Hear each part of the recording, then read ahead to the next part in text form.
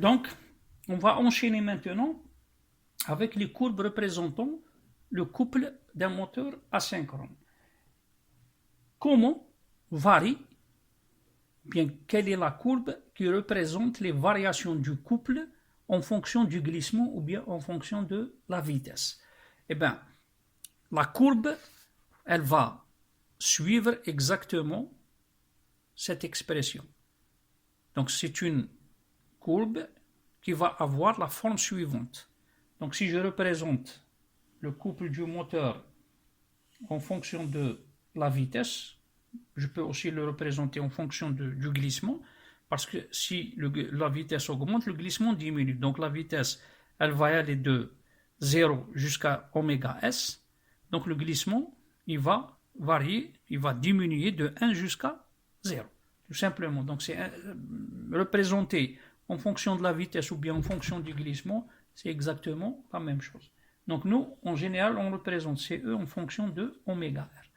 Donc comme on va varier la courbe CE en fonction de oméga R, donc elle va répondre à l'expression qu'on a vue tout à l'heure.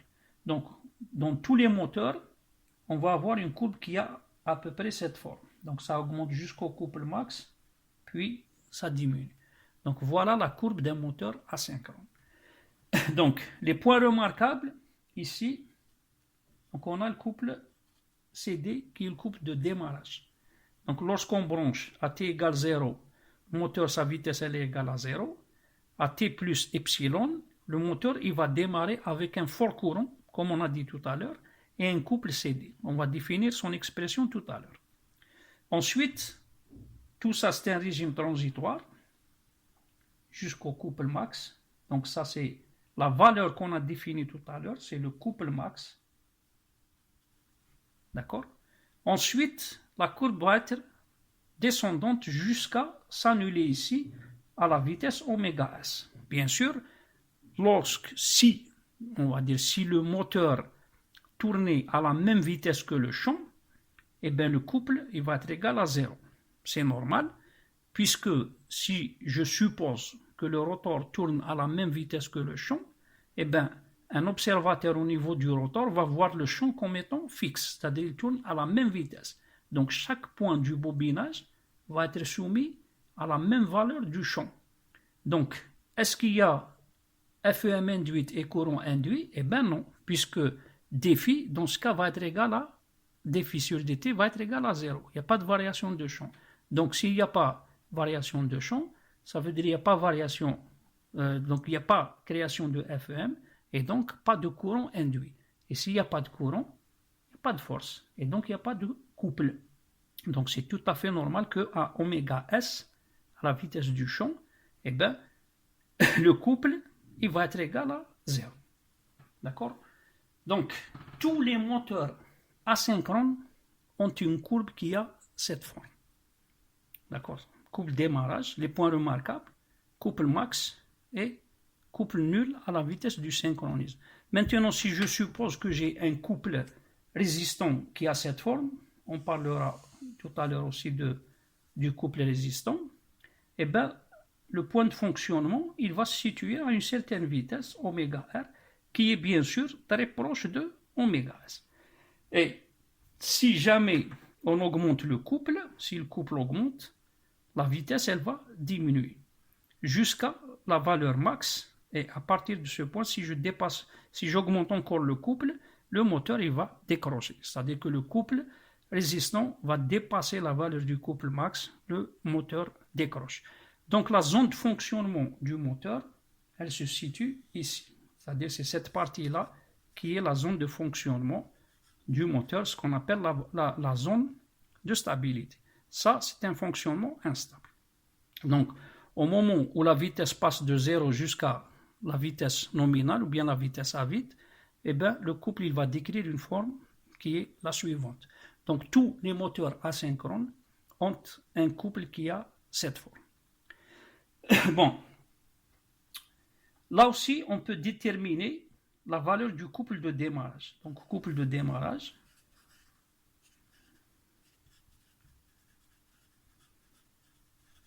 Donc, quelle est l'expression du couple de démarrage? Donc il suffit de remplacer dans l'expression de tout à l'heure, glissement égale à 1. Parce qu'au démarrage, la vitesse oméga r égale 0, glissement égale 1. Donc oméga r égale 0, ce qui donne g égale 1. D'accord? Donc si oméga r est égal à 0, g égale 1, si je reviens à mon expression, celle-là, je remplace g par 1, d'accord?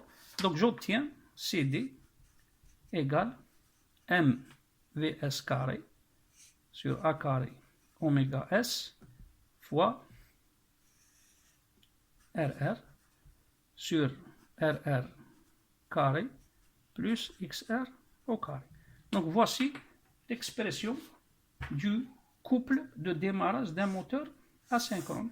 Et donc, ce couple de démarrage dépend notamment de M, bien sûr, Vs a carré oméga, il dépend de RR et XR. Donc, la valeur de ce couple-là dépend des paramètres internes du moteur. Donc, on peut avoir un moteur qui développe un couple qui démarre à partir de ce point, etc. Donc, ça dépend de ces paramètres internes. Chaque moteur a un couple de démarrage.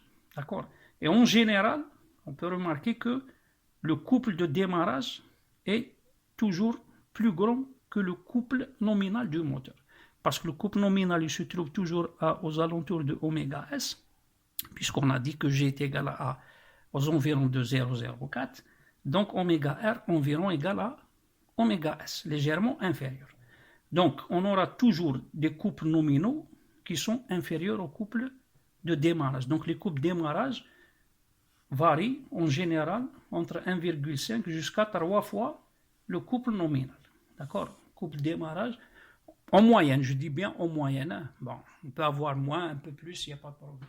Donc en moyenne, c'est entre 1,5 et 3 fois le couple nominal. D'accord? Une autre expression aussi intéressante qu'on utilise dans certains cas, c'est le couple normal, on va dire, couple normal, à glissement faible. Donc ça, c'est une expression simplifiée du couple qu'on a défini tout à l'heure. Donc si on suppose que le moteur fonctionne à très faible glissement, ça veut dire que ce paramètre-là, donc RR carré sur G, va être très faible. D'accord? Plutôt très grand. Donc RR, elle est faible. G, par exemple, 0,01, 0,02 ou 0,03. Donc cette valeur-là, elle est très grande devant celle-ci. Celle-ci, c'est un G très faible fois une valeur très faible. Donc le dénominateur, on peut l'assimiler directement à RR carré sur G. Et dans ce cas, si on néglige cette partie et on écrit RR sur RR carré sur G, donc on va simplifier RR carré, on va avoir G sur RR. Donc l'expression du couple approché, ça va être donc MVS carré sur A carré oméga S fois G sur RR. Donc ça, c'est une expression approchée de l'expression générale du couple d'un moteur asynchrone. On l'utilise dans des applications notamment pour dimensionner par exemple les rhéostats de démarrage ou autres. D'accord? Donc c'est une expression simplifiée qu'on n'utilise que lorsqu'on n'a pas la valeur de XR ou bien lorsqu'on veut dimensionner le rhéostat de démarrage ou bien le rhéostat pour calculer une vitesse donnée. D'accord? Donc si vous n'avez pas XR, vous pouvez utiliser cette expression. D'accord? Voilà donc par rapport donc, au couple. Sinon, le point de fonctionnement, comme je l'ai dit tout à l'heure, il va toujours se situer aux alentours plutôt de la vitesse du synchronisme. Donc, point de fonctionnement, on va s'arrêter là. Point de fonctionnement.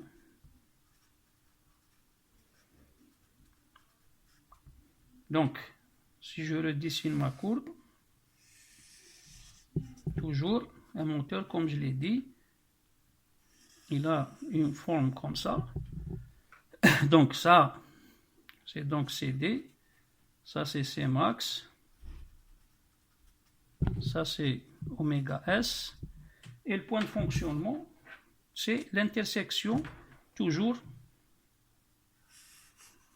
du couple résistant avec le couple moteur. Donc le point de fonctionnement, il est là. Et à chaque fois que le couple augmente, donc la vitesse va diminuer. Et c'est pour ça que dans beaucoup d'applications, on considère que le couple, il est linéaire. C'est-à-dire, je peux tracer une droite ici. Donc, on peut assimiler le couple du moteur asynchrone dans sa zone de fonctionnement normale à une droite. Et cette droite-là, son expression, c'est quoi? Donc, c'est CE ou bien CU, parce que, bon, une remarque, hein, c'est-à-dire quand on trace CE en fonction de oméga ou bien CU en fonction de oméga, eh bien, la forme, elle est exactement la même. Donc, si on suppose que les pertes mécaniques sont constantes, donc CE moins CP, ça va me donner une courbe qui est exactement la même, avec une petite translation, c'est-à-dire on diminue la valeur du couple. Donc, en général, ce qu'on vous donne, c'est CU et non pas CE. Donc, le point de fonctionnement, il se trouve toujours au point où on a, donc ici, on peut écrire CU égale CR. Et cette courbe-là, cette droite-là, on peut l'assimiler donc à une droite CU égale à oméga plus B. C'est-à-dire c'est une droite descendante.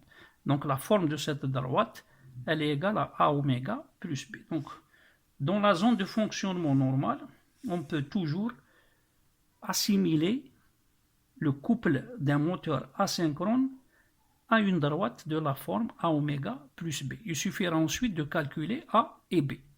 En général, pour calculer A et B, on peut déjà utiliser le point où le couple est nul.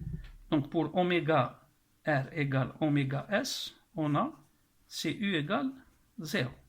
Donc on peut écrire 0 égale A fois oméga S, je connais la valeur du champ, plus B. Donc ça c'est une première équation. J'ai besoin d'une deuxième équation. En général, on utilise l'équation du couple nominal, donc qui est une donnée de la plaque signalétique. Donc je vais avoir CU nominal égale A fois oméga R nominal plus B. Donc j'ai deux équations à deux inconnus, je détermine A et je détermine B, et j'ai l'expression de mon couple, ou bien de la droite du couple. Donc en général, toujours, on trouvera CU égale une valeur négative, puisque c'est une droite descendante, fois oméga R, plus une autre valeur. Donc toujours, le coefficient directeur de la droite, il est négatif. Et là, on peut ensuite calculer le point de fonctionnement sans aucun problème. Donc, voilà pour ce qui est du couple d'un moteur asynchrone.